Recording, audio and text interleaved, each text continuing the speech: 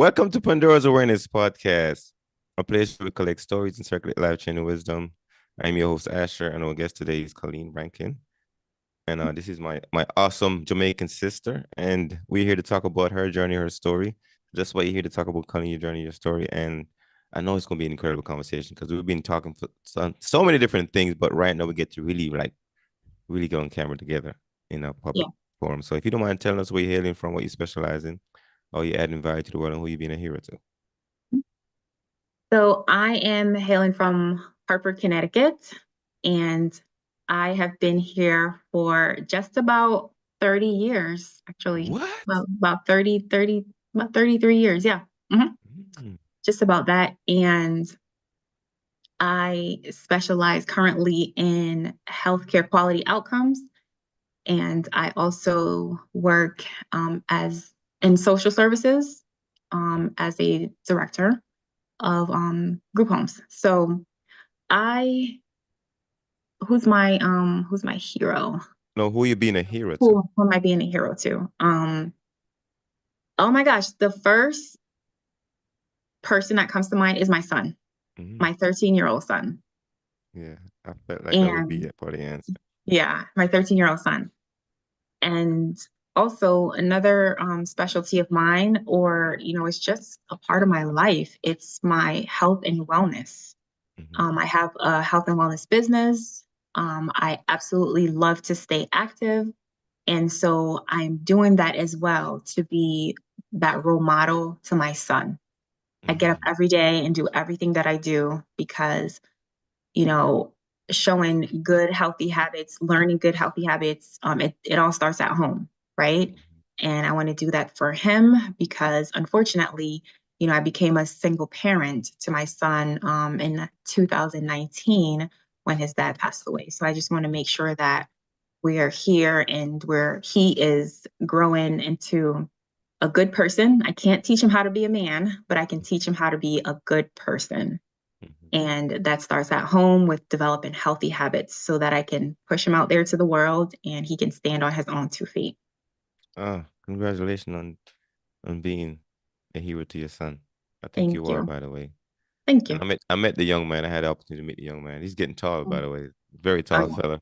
Yeah. Yeah. Just He's like taught his me mom. more. His mom is tall too. So Yeah. yeah. But I was thinking back to when we first met. Mhm. I remember we first met. I think he was doing the spin class at the gym that we met up Mhm. there in what's the area called? Bloomfield? Bloomfield? Mhm. Yeah. Bloomfield, Connecticut. Bloomfield. Yeah, yeah. And I was like, oh, go, man, she's fit. Because I remember this, right? Because when I first met you, you remind me of this one lady.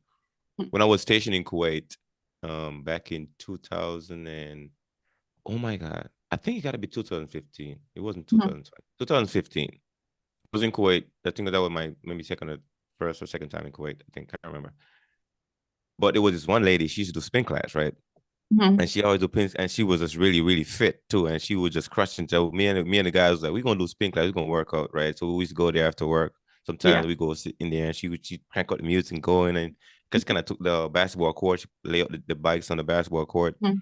And we all just pedaled away, man. We was getting. I'm like, oh man, I can do it. That's the first time I kind of got introduced to like cycling too in a certain way, on the bikes indoor. And Mhm. man, I was like, we used to get good work, really good when she do her classes. So you remind me of her when you was working. I was like, ah, when you calling, she's getting crank. I'm like, let's go, right? So that Yeah. was that was the fun part. I love that. Awesome. Awesome. Yeah. Mm. Cycling is so much fun. Definitely a great way for people to start their fitness journey if they want to get active and stay active. It can be low impact or high impact, right? Mm-hmm. Doesn't have to be intimidating because a lot of times some people are intimidated by the gym where you have to weight lift. You go in there, you don't know what the heck you want to do or how to work some machines, right? And Mm-hmm. so cycling is a great introduction to, just getting and staying active Mm. and fun. It's so much fun. Like you're on the bike having a party. I love Yeah. it. I love it. Yeah. Why is working out and staying active so important to you? So it's always been important to me. I remember growing up, I think, I talked about this in the upcoming book. Um, Running was for me, I also did track and field and since elementary school into college, right? Mm-hmm. And it was something I was pretty good at. And the community knew me because of my athletic abilities. And, I was just a little skinny girl, like nothing, like in my opinion, nothing great to look at, but hey, I am great at this one thing, right? And as a child, we all like, we seek attention, right? So after that, it just developed and I just enjoyed, um, having that level of strength, agility, being active and looking and feeling fit makes me feel good about myself. Mm-hmm. And I want a lot more people to feel that good about themselves. I get so excited when, you know, I'm walking past the mirror and I've put in the work and I see the results. Like, I'm sorry, I get excited. Um, but yeah, it's important to me, because I know that the more fit and healthy I am, the better my mental health is going to be. Mm-hmm. And in addition to that, that is something that I want to instill in my son always, because I also work in healthcare, right? And I'm looking at the numbers, diabetes, hypertension, those numbers have increased. Obesity, it's increased over the last, 30 years, Mm-hmm. and even gotten worse. Even though we're seeing a lot of people getting into their fitness after the during and after the pandemic, the numbers are still high. The Mm-hmm. numbers are still very high. So, that I feel like that is my calling to just continue to share my love of just being active. Mm-hmm. Yeah, because it makes me happy. I'm just so happy when I talk about that all the time. And I give my friends grace, and I know they give me grace because that's literally all I talk about. What's important? You gotta talk about those. And I know you say you're in healthcare. So why did you get into healthcare, by the way? And why the Um, healthcare journey? it was actually a fluke. Mm-hmm. So I completed my PhD and I was heavily working in social services. Mm-hmm. I'm not necessarily, I have a PhD in counseling and I was doing, therapy work and stuff like that. And then, of course, as you grow in the field, you take on management roles and stuff like that. And I excelled in my roles. Mm-hmm. And I also stopped doing therapy for a while too, because I thought I was a fraud in the industry a little bit. Had a lot of issues in my relationship. And I was like, who am I to be telling people what to do when I can't even hold it together? Right. Mm-hmm. So I escaped the field a little bit and then focused on leadership roles. And I Mm-hmm. did well. So after graduating, with my degree in counseling, because I thought that's where I was going, right? Mm-hmm. I did land a job at a health center, and it was to implement a national project. And because I had the experience in the field in that particular area, they wanted to implement something similar at the health center, and I did that extremely well. And after that, once my contract expired, and mind you, I really enjoyed this. It was challenging. There was never a day that I didn't learn something new. And I was working with people, helping them to understand just how to engage with their patients. And I just really loved the way that contract and the requirements enabled me to connect with patients, staff, leadership, just bringing Mm-hmm. providers and everyone together. I enjoyed it. And so after that, I moved on to the association, which a larger association, which really worked with all of the health centers in Connecticut Mm-hmm. and continued to provide project management type work Mm-hmm. to help them to improve their overall quality outcomes, right? And I just fell in love with it. And so that's what led me into healthcare. And then during that time, I actually, like I said, I lost my son's dad. He passed away. Mm-hmm. And pushing myself to kind of get up out of bed and stuff, it was focusing on, just health and wellness. And Mm-hmm. so for me, that all ties together. And I was able to do a lot of great things with that, that momentum, Mm-hmm. involved my son as well. Moved on to opening a nutrition store. Mm-hmm. He and I opened a nutrition store. And that was our way of grieving, putting our grief into something beautiful to share with the community. Mm-hmm. So yeah, that's why No, health and I, wellness is so important. yeah. I like that. I was so far since I know you like a challenge. You're one of the person that really love challenges, and I can see like your life is built around like taking on these challenges and pushing yourself, pushing yourself. So congratulations on that, because not a lot of people really embrace that growth thing. some people really hesitate because it takes a lot of work to really grow, and even sometimes you're doing certain things where you're not an expert at it yet. Right. It takes a lot of Hmm. work to grow, so I can see you doing that. And I'm thinking about the book journey now because I'm gonna pivot to that really quick because we started that journey. That's how we really started get really like I really started get to know you more when we started Hmm. writing together. And I'm curious about what's that journey has been for you so far. Just like putting your story on paper, taking all that stuff that you've been through in your lifetime Hmm. and transition that information on paper to share with other people so it Right. become useful to them.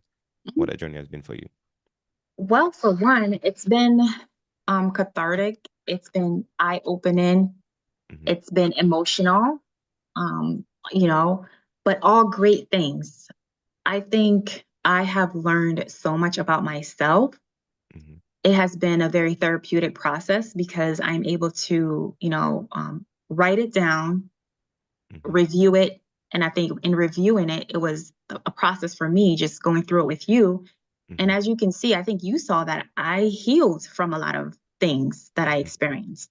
mm-hmm, And initially, when you introduced the idea, I've always wanted to write a book, always wanted mm-hmm, to document my story, but never found the time to just sit down and do it. I would take notes here and there and say, yeah, I'm going to do it. I'm going to do it. But I never mm-hmm, did it fully. And so I jumped at the opportunity to sit with a group of people and write my story and get that support that I needed. mm-hmm, And we set our timeline. You really, I think you did a great job of guiding us through that process mm-hmm, and connecting with other people. You really built this group. I think it's awesome what you've done. You've provided people with a level of support that they would need to get from point A to Z in sharing their story.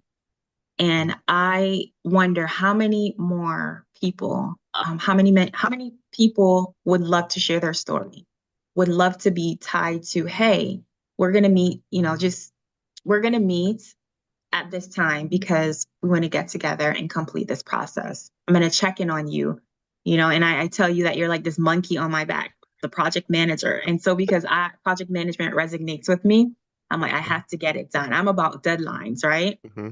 And imagine now I'm about deadlines. And prior to this, I couldn't get it done. I could Yeah. not get it done. I needed a leader, right? Mm-hmm. I needed a accountability partner. And you've created an accountability group. And so I think you've created something wonderful that I'm just ready to share with the world and continue helping people to share their stories. Mm. Well, thank you so much for that compliment. I appreciate it because sometimes when you bring people together, it's a lot of work, and then when Mhm. people participate in that bringing together, it feels good. And so I appreciate you like showing up when you gotta show up and do your stuff. So I really appreciate that too. It's also a because sometimes you get things from when people do things for you. Like when I Mhm. help people, it's like my dopamine just like rush shows Absolutely. up, right? So that Mhm. helps me as well. So I appreciate you sharing that. And I learned a lot from you, a lot about you too, because what people don't know, like both of us from the same island, we're both from Jamaica, and we both Mhm. came to the United States. So it happened that we both came to the same state, Hartford, Connecticut, when we first got here. So when I was reading, so like, man, oh my God, like I showed up kind of similar to you, except I think you got here before me. You got here, Mhm. what year you got here again? 92? Was it 92? 92? Okay, 92. Mhm. Yeah, I got here 98. Okay. But yeah, it was really good, a good shared journey to see how your journey took off and where you take your life to and where I took mine. So it's kind of awesome to see. So I appreciate you sharing that too. Yeah, and then thanks. And it's crazy how, sometimes we think about how the universe works if you really believe in that stuff. Mm-hmm. It's like you showed up at a time when I needed you to show up, right? Mm-hmm. It was just perfect timing and it just put everything in place for me. So it makes me believe that, the universe just knows what you need when you need it, right? Mm-hmm. Yeah. I'm gonna tap into this one quote.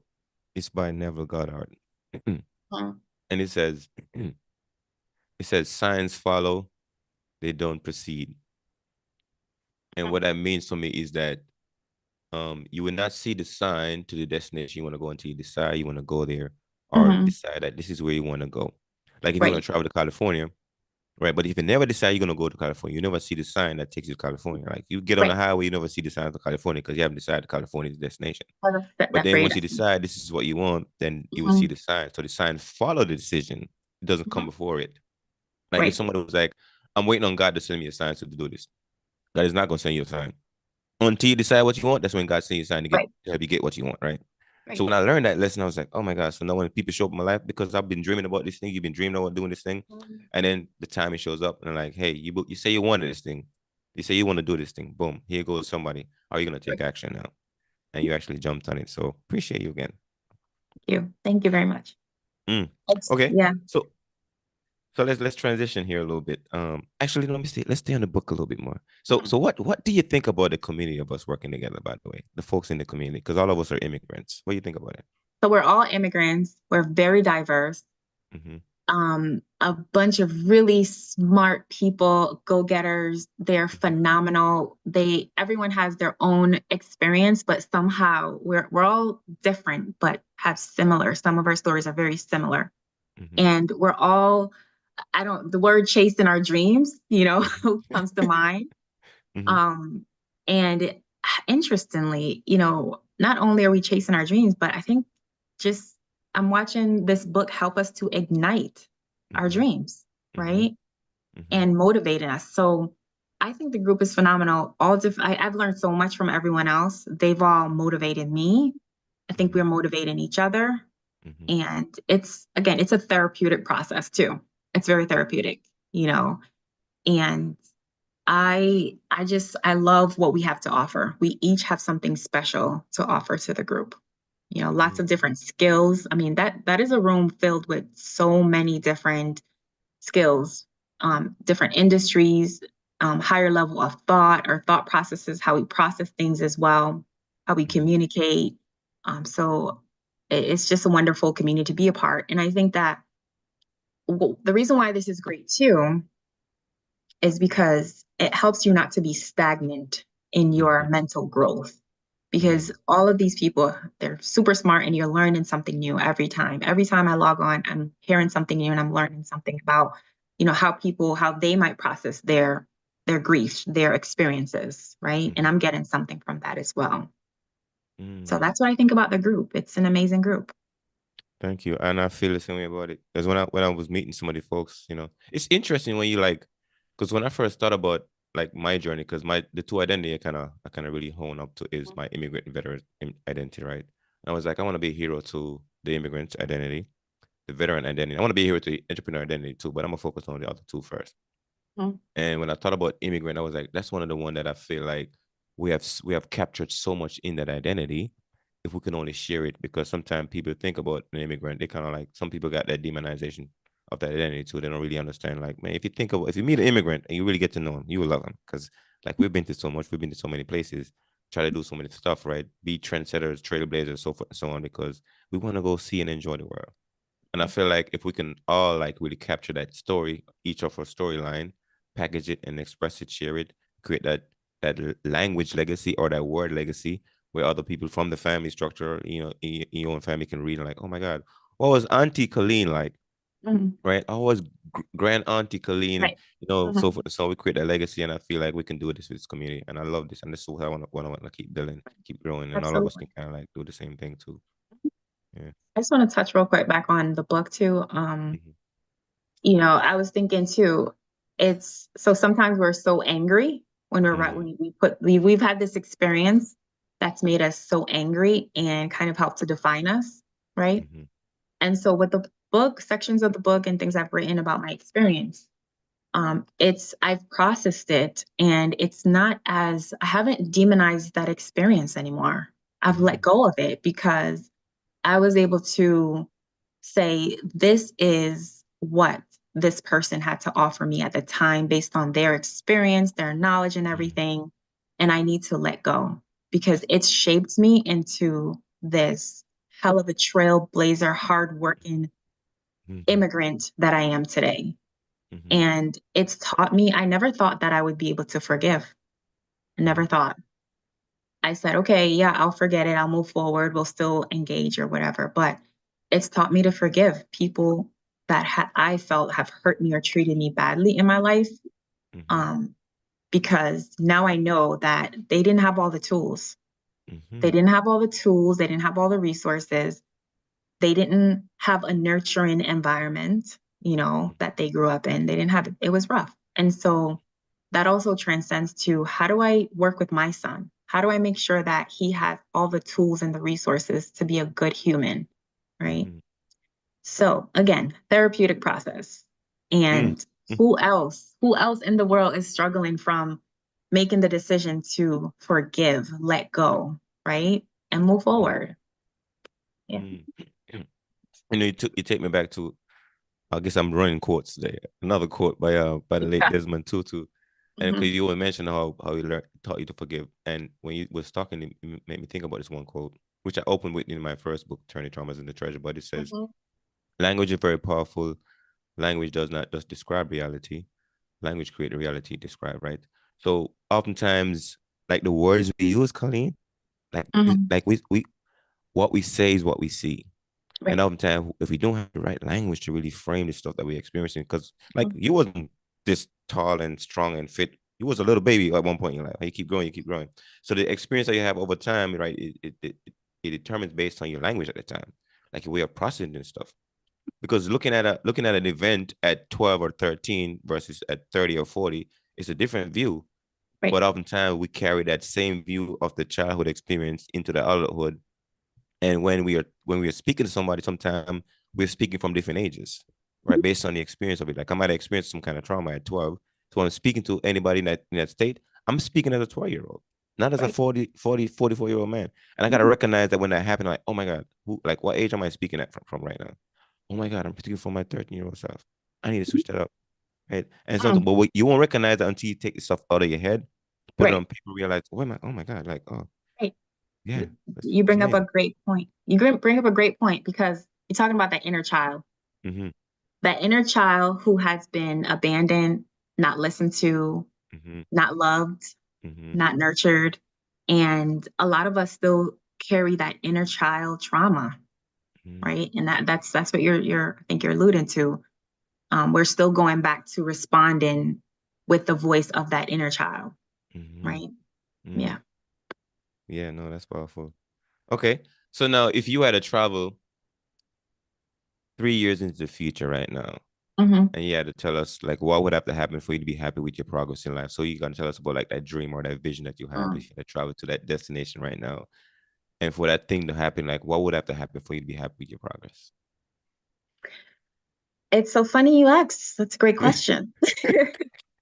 Because I think 2 weeks ago, I have these things in my life where, okay, every year I have to do a vision board to Mm-hmm. see, project what I need to do to get to where the place I need to be. Mm-hmm. And I said the other day, like, for example, I'll just will myself, I'll say, you know what, I am done grieving about this situation. Like, if I put it on my vision board that you need to get your mental health straight, it's Mm-hmm. done. Like, you need to will yourself to do these things and take actions to make it, to accomplish that goal. So the other day I said, I don't know what's going on with me, but I have to get my finances in order and, just get some things in order Mm-hmm. and be the Colleen that I know I am, right? Mm-hmm. And I said, I'm giving myself 100 days, 100 days, sink or swim. I Mm-hmm. need to rebuild my business, my fitness business, make sure that it's bringing in an income where I can replace my current full-time employment Mm-hmm. and do a few more things with my consultant business. And I love my cycling and my fitness stuff. And every day I'm going up my stairs, I'm walking, I see myself at my own cycling gym. That's where I see myself in the next 3 years. And just Ah. this morning, I said, it might not be next year, but it has to be 2026. It Mm-hmm. has to be. And that's what's going to make me happy. I'm going to open my own facility. It doesn't necessarily have to be like a weightlifting or anything. It's the cycling. I love the vibe. It Mm-hmm. is my happy place, Mm-hmm. my absolute happy place. And in order to do that, I just need to continue to set those goals. Like you and I have had conversations. I'll just freaking voice text you or text you something, an idea of what I'm thinking about. And I thank you for responding because you're like my accountability partner. Like you're gonna make sure that I get it done. Mm-hmm. And we need that, right?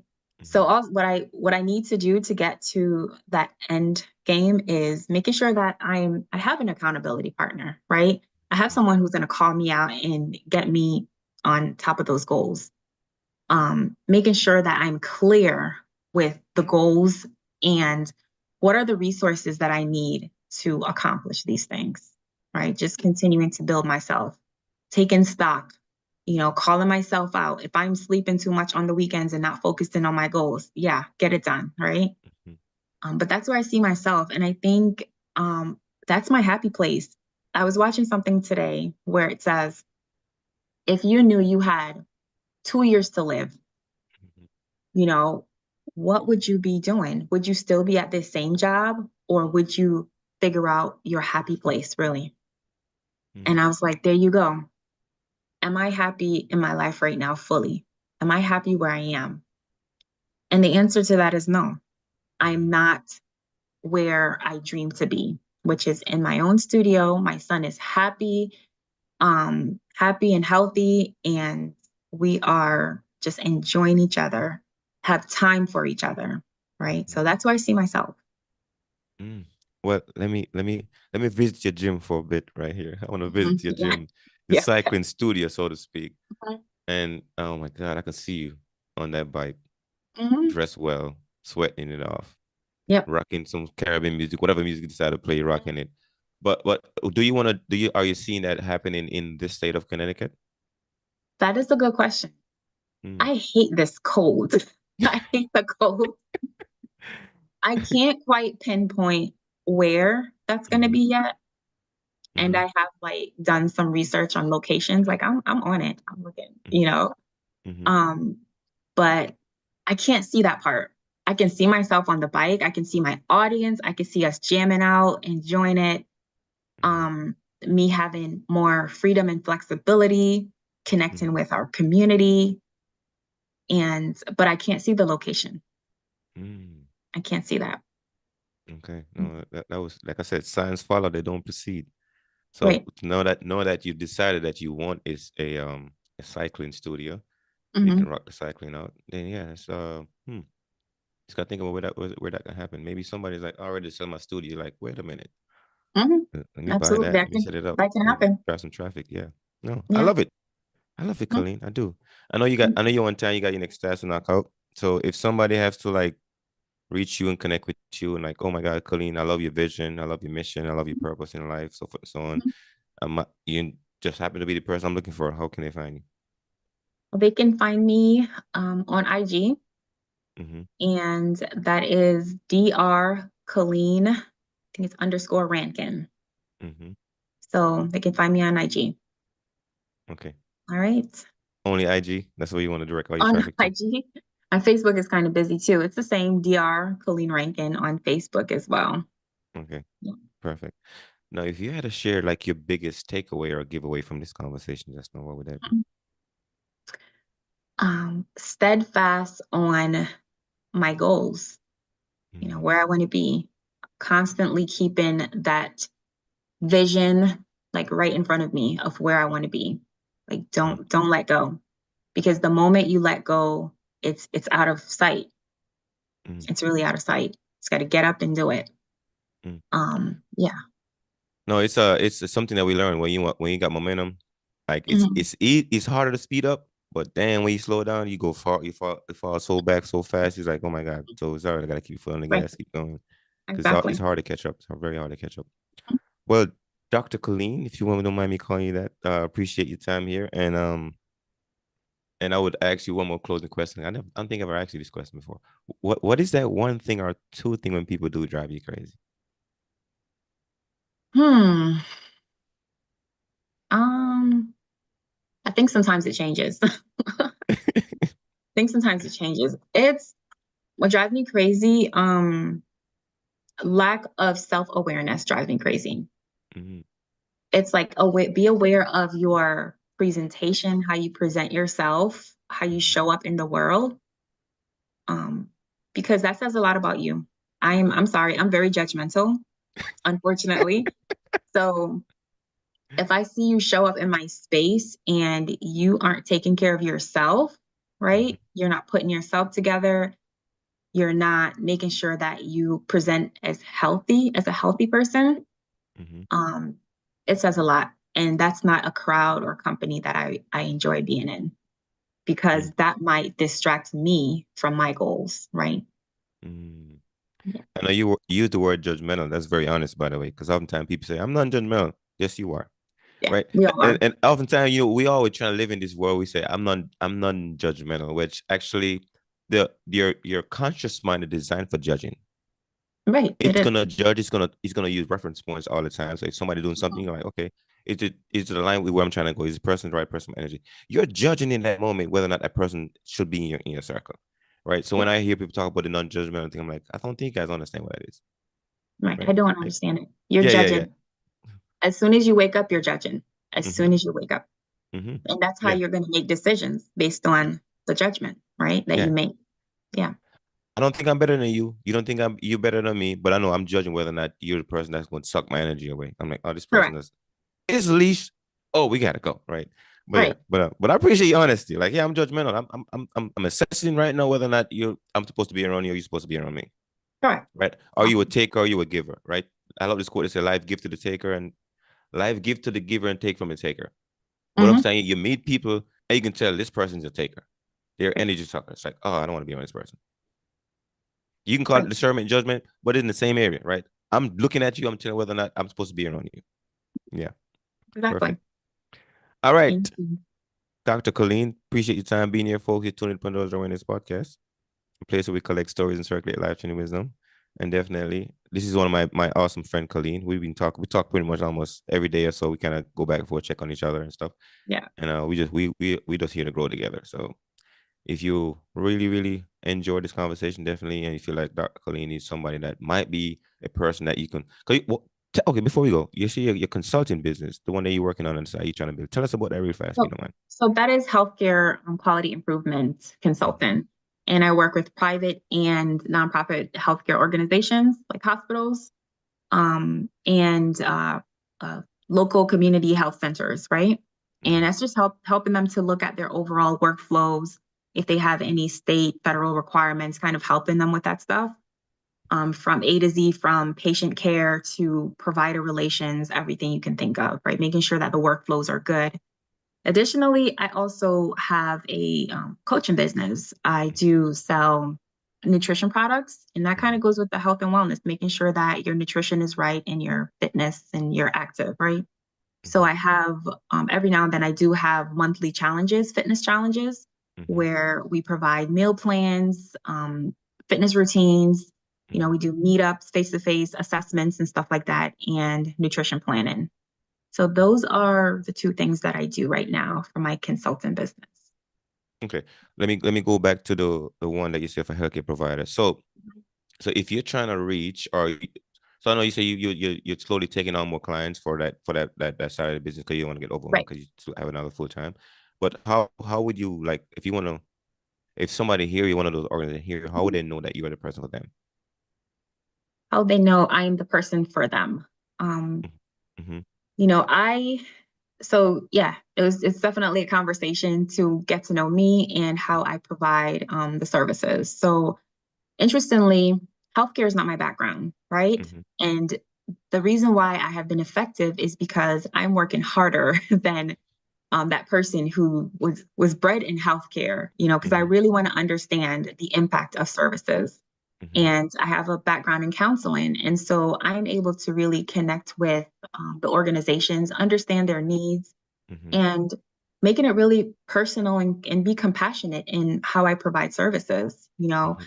every step of the way, I'm providing guidance, teaching them how to really operate, you know, as a business as well, taking their perspectives into consideration and not just bringing on, okay, this is what I am going to do. You know, what are you already doing? How can we Mm-hmm. improve that process for you? And understanding that change is a challenge. Change is hard, you know, and using my therapeutic or my clinical background to engage with staff and administration, because sometimes the administration, they are far removed from the work. And I'm glad that I have had the experience of engaging with that frontline staff to know what the work is like so that I can better educate them and help them to make those improvements. and advocate for them through leadership. Hmm. So my service is unique because you know what? I'm a go-getter. I remember one of Mm-hmm. the first practices I worked with, I said, on our first assessment, like for this certification, you have 3 opportunities to check in and then move forward to your certification. And because they had gone through it 3 times, right? And I said, nope, on the second check-in, because I know the first check-in will tell you, okay, what areas you need to improve on. And Mm-hmm. I was like, no, we're doing this on the second. I said the second, and yes, it was the second check-in. We got our certification. And they were so elated because they had gone through it with other consultants. Mm-hmm. And until I stepped in, they didn't accomplish that as yet. So that's been, and they've still been working with me, and I really appreciate over the last it's going to be now 4 years I've been working with them, Mm-hmm. and consistently our annual reviews, we're doing great. So I really pay attention to what the companies need, and I listen to them, I listen to what they need, and Mm-hmm. I deliver. Mm. I, I got one more question. You just Okay, triggered something. gotcha. Okay. Yeah. So if you had to build up that consulting business that you're Mhm. working on right now, you can see you got a small base clientele right now. But if you had to grow to a certain number, what would that number be, and who would be some of those clients? And you're like, okay, these are the ideal client I want to work with if I decide to expand or grow Right. that business. So the ideal number of clients I can work with at once, because everyone would be in their own different stages of Mm-hmm. development, maybe 5 clients at Mm-hmm. one time, just to make sure that I working alone as well as with my one other person who we work together with the data, looking at the data together to make sure the company has the data it needs to operate. Mm-hmm. And so that would be 5. And then companies that I would love to work with are those startup companies, really trying to understand their processes, policies, and procedures, because I have the experience to help them to create those and kind of tap into their vision and help them to see that vision through.